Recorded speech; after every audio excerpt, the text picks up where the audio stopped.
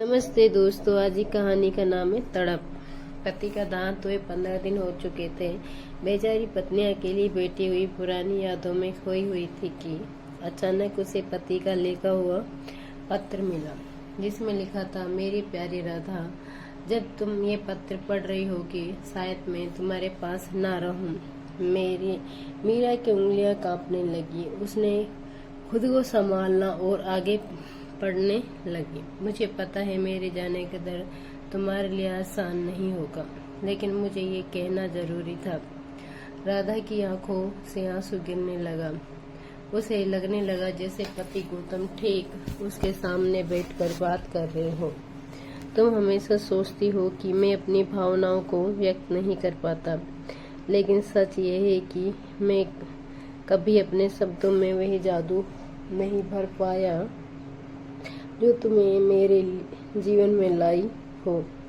राधा का दिल भारी हो गया। उसे याद आया कि कैसे गौतम अक्सर उसकी छोटी छोटी बातों को भी बड़े ही सादगी से सुनते थे। शायद तुमने कभी महसूस नहीं किया होगा, पर तुम्हारे बिना मेरी जिंदगी अधूरी थी। हर वो दिन जब मैं तुम्हें मुस्कुराते देखा, मेरे लिए जैसे एक जीत का दिन होता।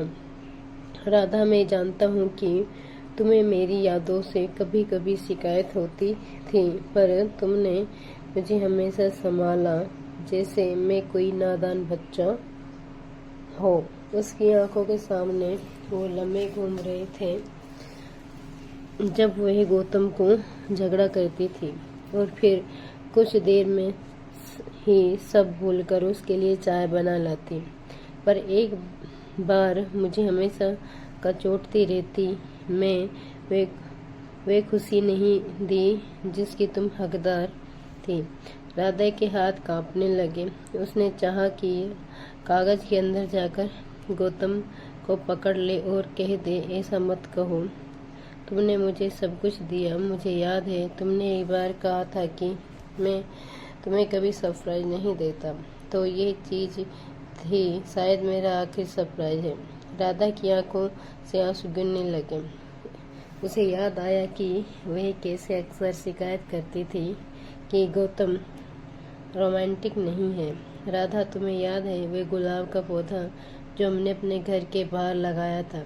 राधा की नज़र खिड़की के बाहर गई। वह पौधा अभी वहीं था, लेकिन उसकी पत्तियां सूखने लगी थी। मैं चाहता हूँ हमारी यादों का प्रतीक जैसे जैसे होगा कि अब उस पौधे को कभी सूखने नहीं देगी। राधा, तुम्हें कभी हार नहीं माननी चाहिए। मेरी कमी को अपनी ताकत बनाना। तुम्हारे चेहरे की मुस्कान से मुझे बहुत सुकून मिलता है। हमेशा मुस्कुराते रहना। राधा ने अपने आंसू पोंछे और महसूस कर रही थी कि गौतम उसे कमजोर बनने नहीं देना चाहते थे। और हाँ, एक आखिरी बात, अलमारी के सबसे निचले वाले दराज में कुछ है जिसमें तुम्हारे लिए छोड़ गया। राधा का दिल तेजी से धड़कने लगा। उसने तुरंत अलमारी खोली और वह दराज खींच अंदर एक छोटी सी डिब्बी रखी थी। डिब्बी खोलते ही राधा की आंखों में चमक आ गई। उसमें एक छोटा सा लॉकेट था जिसमें उसकी शादी की तस्वीर लगी हुई थी।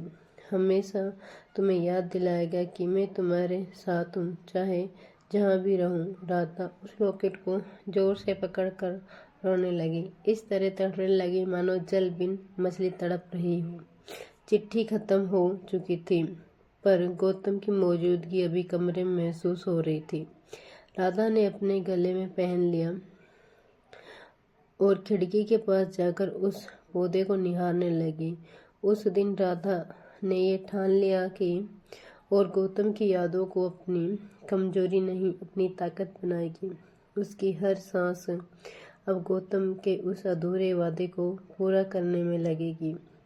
दोस्तों, ये कहानी आपको कैसी लगी? कमेंट में अपनी राय जरूर दें। कहानी अच्छी लगी हो तो वीडियो को लाइक और सब्सक्राइब जरूर करें। नोटिफिकेशन के लिए बेल आइकन को जरूर प्रेस करें।